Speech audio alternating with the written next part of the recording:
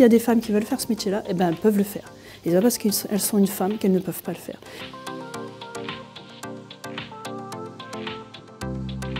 Je m'occupe des laboratoires, donc je m'occupe de tout ce qui est gestion des plannings, des commandes, de la sécurité aussi. Je fais aussi de l'enseignement, donc j'enseigne de l'immunologie et là, donc, avec ma thèse, je vais enseigner aussi dans d'autres domaines. Je fais aussi de la recherche, donc là, avec des différents partenaires. Le sujet de ma thèse, c'était d'aider les industriels en fait, à pouvoir corréler des données sensorielles à des données instrumentales. Je suis enseignante-chercheur en génie procédé. Bon, je suis docteur en génie procédé aussi. Mon sujet de thèse, c'est concernant la valorisation des biomasses. Donc, mes travaux de recherche se concentrent sur la valorisation des glycérols vers la production d'un alcool de haute valeur ajoutée.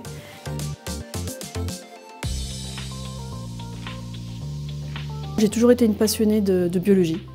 Depuis toute petite, je voulais faire la bio. En fait, j'étais curieuse de savoir comment ça fonctionnait. J'ai trop aimé travailler au labo et voilà, découvrir ou bien faire des choses que personne n'a fait. Le côté recherche m'a toujours plu, parce que justement, je me posais toujours plein de questions.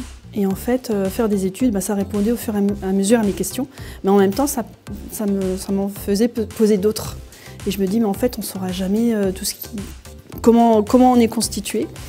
Et c'est aussi, en biologie, en fait, on est très polyvalent. Hein. Ceci dit, on fait de la bio, mais on fait de la physique, on fait des maths, des stats.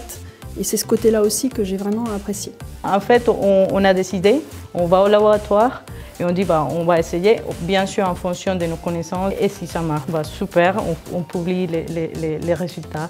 Et si ça ne marche pas, comme c'est la plupart des cas, on continue. Donc c'est pour ça que j'ai choisi ce métier-là.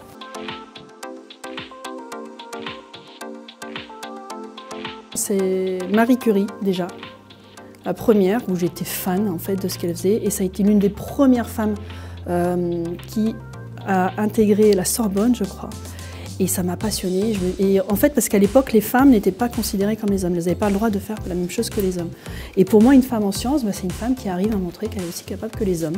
Une femme en sciences, c'est une femme qui travaille, qui n'a pas peur de travailler dans les métiers de la recherche. Ça veut dire pouvoir donner ses idées, pouvoir les faire au niveau laboratoire et pouvoir encadrer aussi des projets dans ce sens-là.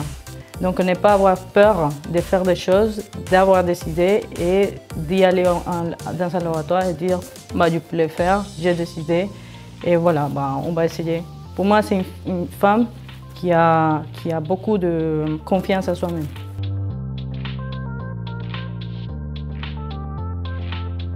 Il faut essayer, il faut toujours se lancer, attaquer l'idée et voir qu'est-ce que ça donne. Si ça donne quelque chose de, on va dire, intéressant, super. Sinon, on dit, ok, on va essayer un autre schéma. En fait, il faut se dire qu'on peut y arriver. Enfin, moi, je suis un peu l'exemple, puisque moi, j'ai 47 ans, j'ai fini la semaine dernière ma thèse, 47 ans.